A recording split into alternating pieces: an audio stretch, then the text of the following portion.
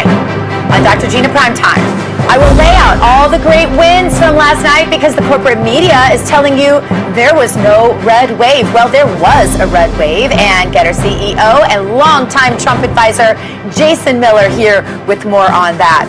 And vote counting has come to a screeching halt in Arizona. So what the heck is taking so long to count the votes for Carrie Lake and Blake Masters? Well, Ben Berquam joins us tonight from Arizona with answers. And the voting machines failed last night in multiple locations in multiple states, but they all just happen to be in red areas. Emerald Robinson here to tell us this was not a coincidence. Also, the Never Trumpers are back, and they say it's time to replace President Donald Trump with Ron DeSantis. Raheem Kassan here to straighten out those Never Trumpers. It's a wild, wild Wednesday, so let's get started. Dr. Gina Prime Time starts right now.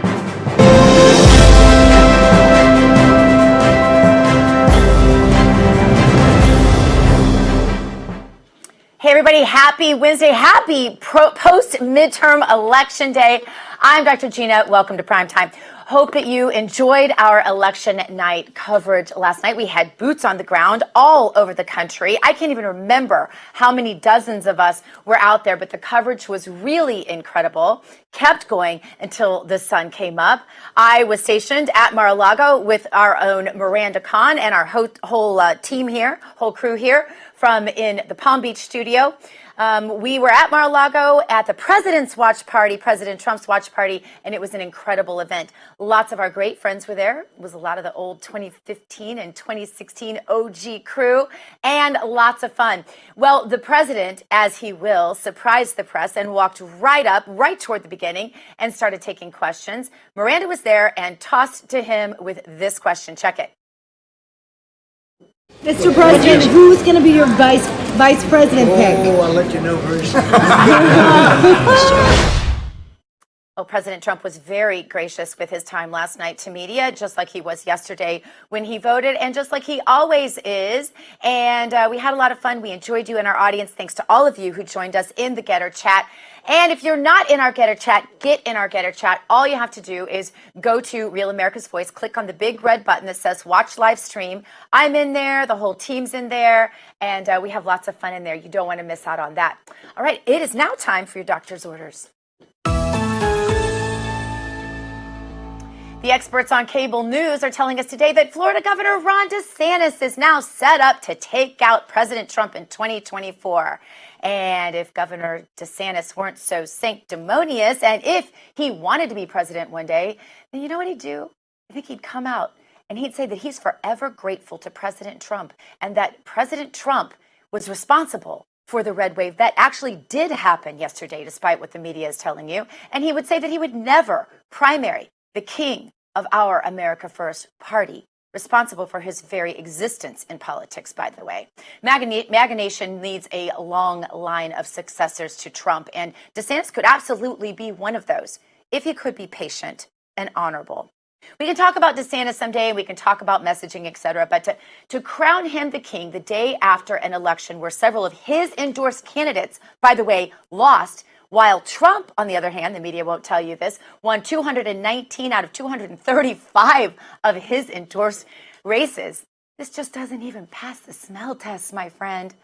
In potential 2024 presidential polling, DeSantis polls at a measly 10% on a good day, compared to Trump always polling 70% plus. You know, there are some old sayings that apply here that I saw today posted on social media that friends of mine that might have been from the South might have texted me. Things like this, talking about DeSantis. They say that dude was born on third base and he thinks he hit himself a triple, was one of them. And another one was, you know, you dance with the one that brung ya. And I heard things like that back when I lived in the South. The DeSantis folks would do really well to remember those kinds of sayings. They hold true. There is nothing in what happened yesterday that makes Ron DeSantis the heir to the America First movement. The media needs to sober up and step into reality, or the greatest defeat of this election will be the final nail in the coffin of the corporate media. But as we begin to get some perspective, this midterm election actually just could not have gone better for America First conservatives. Not only did President Trump win 219 of 235 endorsed races, maintaining his MAGA king status with a roar heard round the world, but the Democrats just guaranteed themselves Joe Biden as their nominee in 2024. In their zeal to create there was a no red wave narrative, right? They inadvertently handed Joe Biden credit for his own disjointed, apoplectic, panicked messaging of abortion and the death of democracy.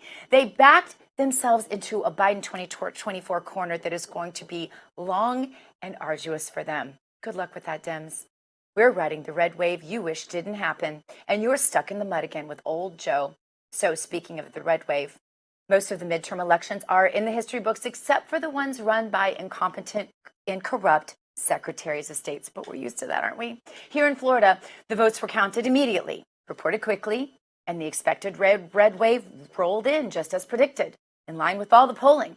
And Rubio and DeSantis and all the new Republican congressmen-elect gave their victory speeches, and most were in bed by 11 p.m.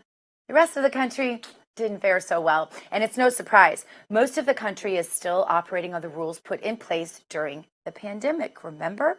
Take Pennsylvania. They no longer have an election day. They have a whole election season. Like Christmas season doesn't rival their election season.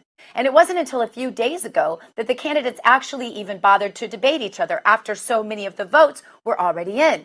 Fetterman pulled a Biden. He hid in a closet, hid in the basement best he could, did interviews that were read from a teleprompter or a computer screen. Biden hid in his basement in 2020 and did the exact same things. This is where he learned the playbook. Democrats have a template now. Run the mentally diminished candidate, hide them, mail in the ballots, and cruise on to victory, right? Well, Pennsylvania is one of the many states that changed their election rules because of COVID and kept those rules in place. Democrats adapted to the new rules. Republicans didn't adapt. And that's not the only reason why Pennsylvania was lost yesterday. The establishment GOP in that state was dead set against governor candidate Colonel Doug Mastriano, and they worked with Democrats to defeat him. And when your governor candidacy is being opposed by the GOP establishment apparatus, the Senate candidate will naturally be dragged down too, along with the congressional candidates who are on the ballot. This is just how politics works. This is actually like Poli-Sci 101 in college and undergrad.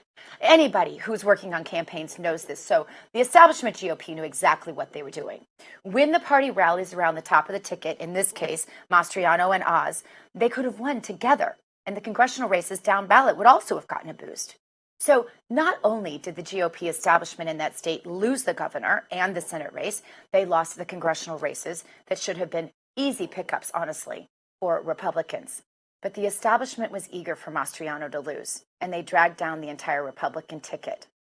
Pennsylvania could have been much different, but there's still a lot of cleaning up to do inside the GOP. There was never a promise that the MAGA movement would be an easy thing, right? We all feel this all the time. I wish that electing Trump in 2016 was the only thing that needed to happen to fix our corrupt politics, but it takes a lot of election cycles to drain an insidious swamp. And the swamp creatures will not go down without a fight. You see that now, right? Although the establishment is losing a little bit incrementally every one of these elections that we continue to win. So bigly, to quote somebody you know. Liz Cheney is being kicked out of Congress.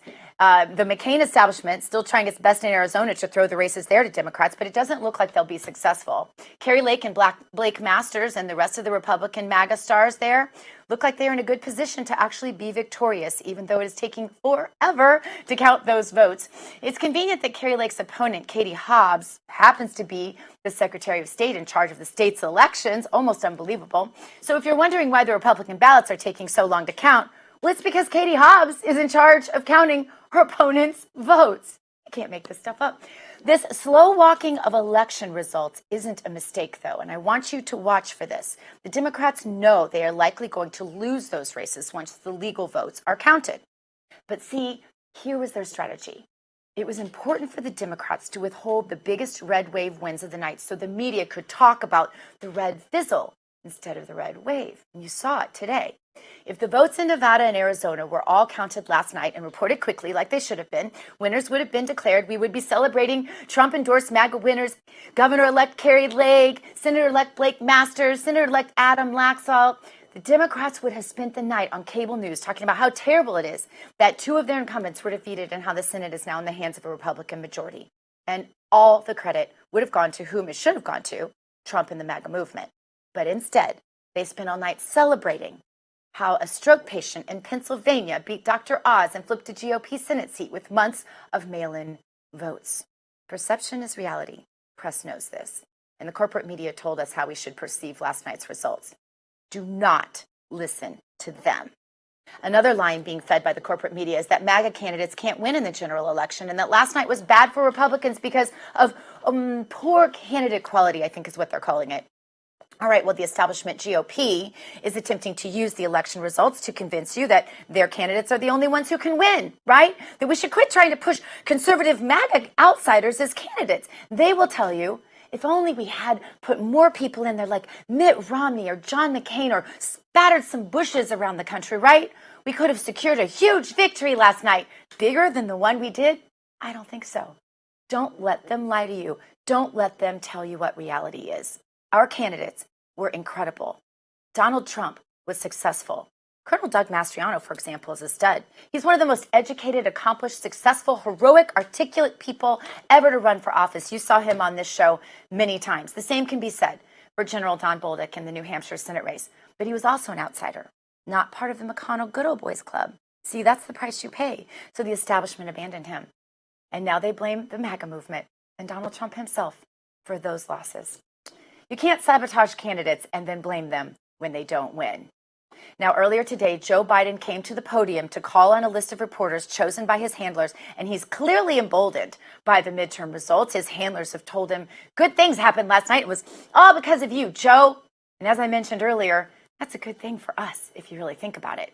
Biden and those around him have declared his midterm a victory, and I believe that Biden and his handlers have decided he's all clear to run again in 2024.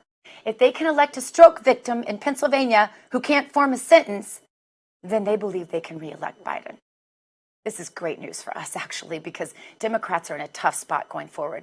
They can't push Biden out of the way because Kamala would actually be a worse candidate than Biden, and she didn't even have a stroke or suffer from dementia. She just has an abnormally low IQ. So they're stuck with them. And in 2024, that spells disaster for Democrats. Senate Dems face brutal 2024 maps with at least 8 undecided incumbents. The 2022 midterm Senate map this year was a tough one for Republicans, but looking forward to 24, when Biden will be dragging down every Democrat on the ticket, Democrats are going to be defending very vulnerable seats, and several of them, and they're sure to lose a lot. And they will have to spread their resources pretty thin to defend them all. In 2 years, Democrats will be defending Kyrsten Sinema's seat in Arizona, John Tester's seat in Montana, Joe Manchin in West Virginia, he'll be up for re-election, Jackie Rosen in Nevada, ripe for the flippin', Tammy Baldwin in Wisconsin, Amy Klobuchar in Wisconsin, Bob Casey in Pennsylvania, producer Jason, I hope I'm not missing anybody. All of those are potential pickups with Trump at the top of the ticket in 2024 to pull MAGA candidates right on across that finish line, flip those seats red. So there will be another red wave in 2 years. Don't let anyone tell you there was no red wave last night. And that's your doctor's orders for tonight.